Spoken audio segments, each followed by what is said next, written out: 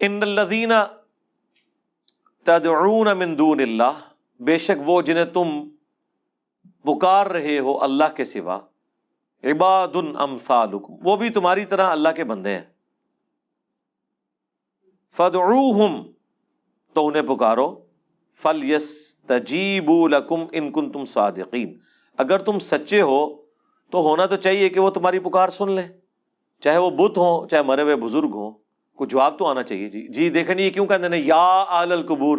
چونکہ سن رہے ہوتے ہیں، تو بھائی جواب آیا کہ دے تو انہوں اگے بھی ٹرو نا، یا تو ہی رک گئے ہو، اگے بھی ٹرو، وعلیکم یا کیوں نہیں آندا اگوں؟ ہاں جی یا تو آگے اڑ جاتے، اگے ٹوریا کرو انہوں، جی اگے ٹورو۔ تو اللہ تعالیٰ ہمارا ان کو پکار کے دیکھو، اگر سچے ہو نا تم اپنے دعوے میں، تو ہونا چاہیے کہ تمہاری پکار کو سنے، اگر سچے ہو تم لوگ۔ الہم ارجل یمشون بہا، کیا ان کے کوئی پاؤں ہے جس سے یہ چل سکے؟ کہتے دیکھا جی بوتا دے بارے نے، تو بتوں کے پاؤں نہیں بنائے ہوئے ہوتے انہوں نے، پاؤں تو ہوتے ہیں نا، تو اللہ تعالیٰ کہہ رہا ہے کیا ان کے پاؤں ہیں جو چل سکتے؟ پاؤں تو ہیں لیکن وہ چل نہیں سکتے۔ اسی طریقے سے جو قبر کے اندر بھی لیٹا ہوا ہے، پاؤں اس کے ہیں اگر سلامت ہے تھے، تو بار اللہ تک کنفرم سلامت ہے کہ اس کے پاؤں نظر آ رہے ہیں، اندر والے کو تو پتہ ہی نہیں کہ کیا ہے اندر، چلو سپوز اس کے بھی ہیں تو وہ چل سکتا ہے۔ ام لہم ایدی یبطشون بہا، کیا ان کے کوئی ہاتھ ہیں جس سے پکڑ سکے؟ ام لہم اعین یبصرون بہا، کیا ان کی آنکھیں ہیں جس سے دیکھ سکیں؟ ام لہم آذان یسمعون بہا، یا ان کے کوئی کان ہے جس سے وہ سن سکیں؟ قل ادعوا شرکاءکم، اے نبی ان سے کہو کہ پکارو اپنے شریکوں کو، ثم کیدون فلا تنظرون، اور پھر تم جو کچھ میرے خلاف سازش کر سکتے ہو نا، چل سکتے ہو چلو، اور مجھے کوئی مہلت بھی نہ دو۔ ان ولی اللہ الذی نزل الکتاب، میرا تو حمایتی اور پشت پناہ وہ اللہ ہے جس نے یہ کتاب نازل کی ہے، وہو یتولی الصالحین، اور وہ صرف میرا پشت پناہ نہیں ہے، تمام نیکوکاروں کا جو اللہ کو پکارنے والے ہیں، موحدین ہیں، سب کا پشت پناہ ہے وہ۔ والذین تدعون من دونہ، اور جن کی تم پرستش کر رہے ہو، جن کو تم پکار رہے ہو اللہ کے سوا، لا یستطیعون نصرکم، وہ تمہاری مدد نہیں کر سکتے، ولا انفسہم ینصرون، اور نہ وہ اپنی کو مدد کر سکتے ہیں، مطلب انہوں نے کیا مدد کرنی ہے، وہ تو اپنی مدد بھی نہیں کر سکتے۔ وَإِن تَدْعُوهُمْ إِلَى الْهُدَىٰ لَا يَسْمَعُوا، اور اگر تم بلاؤ انہیں کسی ہدایت کی طرف تو بات نہیں سن سکتے، کسی کوئی راستے کی طرف۔ وَتَرَاهُمْ يَنظُرُونَ إِلَيْكَ وَهُمْ لَا يُبْصِرُونَ، تم میں لگ تو رہا ہوگا وہ تمہاری طرف دیکھ رہے ہیں لیکن انہیں کچھ نظر نہیں آ رہا، وہ بت ہوں یا بزرگان دین کی مبارک لاشیں باہر رکھی ہوئی ہوں، جن کو آپ کہتے ہیں لگتا ہے ستے نے ہوں نہیں ستے نے،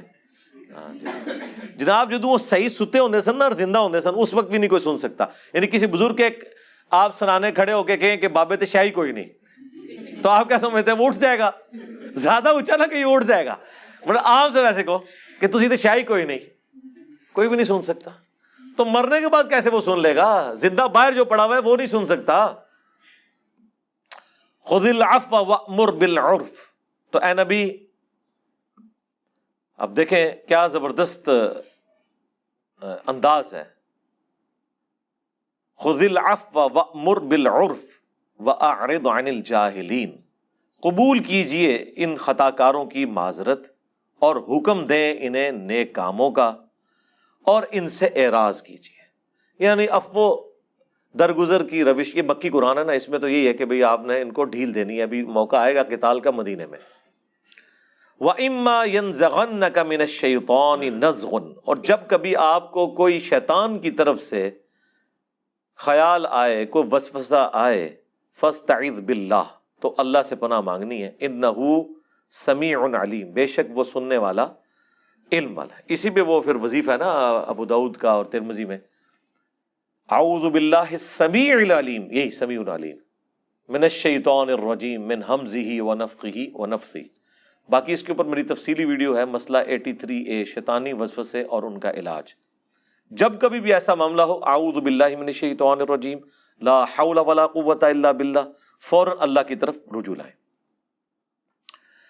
ان الذین اتقوا اذا مسهم طائف من الشیطان، بے شک جو تقوی کی روش اختیار کرنے والے لوگ ہیں، جب انہیں شیطان کبھی چھوتا ہے کسی خیال سے، تذکروا، فوراً خدا کو یاد کرتے ہیں، فاذا هم مبصرون، تو ان کی آنکھیں کھل جاتی ہیں۔ جیسے ہی اللہ کا ذکر آئے گا شیطان بھاگ جائے گا، سیدھی سی بات ہے۔ ہمارے محلے میں بھائی کہتے ہیں جی داتا صاحب مجھے روزانہ ملتے ہیں، میں نے کہا آپ ملنے ہیں تو آپ نے پڑھنا ہے اعوذ باللہ من الشیطان الرجیم، کہتے ہیں نہیں گستاخی ہو جائے گی۔ میں نے کہا آپ میرے سامنے پڑھے تو میں تو اپنی گستاخی نہیں سمجھوں گا،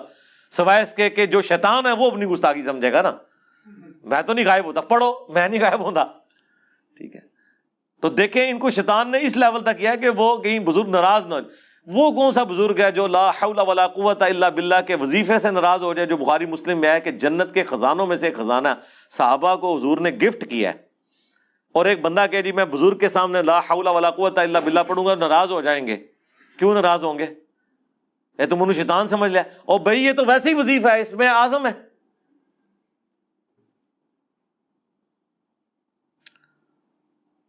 وَإِخْوَانُهُمْ يَمُدُّونَهُمْ فِي الْغَيِّ، اور شیطانوں کے بھائی جو ہے نا وہ کھینچ کر لے کے جاتے ہیں ان شیاطین کو گمراہی کی طرف۔ ثُمَّ لَا يُقْصِرُونَ، پھر کوئی کسر نہیں چھوڑتے۔ اے پنجابی چ بھی آیا کہ کوئی کسر نہیں رہنے دیتی، یہ عربی جو ہے،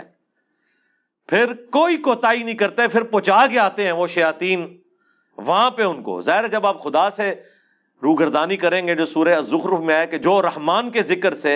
روگردانی اختیار کرتا ہے اللہ تعالیٰ اس پہ شیطان مسلط کر دیتا ہے جو اس کا ساتھی بن جاتا ہے۔ وَإِذَا لَمْ تَأْتِهِمْ بِآيَةٍ، اور اے محبوب جب آپ ان کے پاس کوئی معجزہ نہیں لے کے آتے نا، ان کا منہ مانگا، بِآيَةٍ قَالُوا لَوْ لَجْتَبَيْتَهَا، تو کہتے ہیں کہ تم خود سے کوئی آیت بنا کے کیوں نہیں لے آتے۔ اس کا ایک معنی یہ بھی ہے کہ جب کچھ عرصہ قرآن نازل نہیں ہوتا تو یہ کہتے ہیں آپ خود سے ہی کو بنا لیتے، اتنا عرصہ ہوا ہے بھائی تمہارے پاس کوئی فرشتہ نہیں آیا، میں نے مذاق بنایا ہوا تھا۔ قُلْ إِنَّمَا أَتَّبِعُ مَا يُوحَى إِلَيَّ مِن رَبِّي، اے نبی تم فرماؤ میں تو نہیں سوائے اس کے کہ خود اتباع کرنے والا ہوں اس کا جو میرا رب میری طرف وحی کرتا ہے۔ هَذَا بَصَائِرُ مِن رَبِّكُمْ، یہ ہے روشن دلائل، آنکھیں کھولنے والے تمہارے رب کی طرف سے، وَهُدًى وَرَحْمَةٌ لِقَوْمٍ یؤمنون، ہدایت اور رحمت اس قوم کے لیے جو بات کو ماننا چاہے۔ یعنی نبی علیہ السلام کو بھی کہا جا رہا ہے کہ آپ کا کام صرف پہنچا دینا ہے، یہ آپ کا مذاق بھی اڑائیں گے، آپ کا کام ہے دعوت دیں، جس نے ہدایت قبول کرنی ہے وہ کر لے گا۔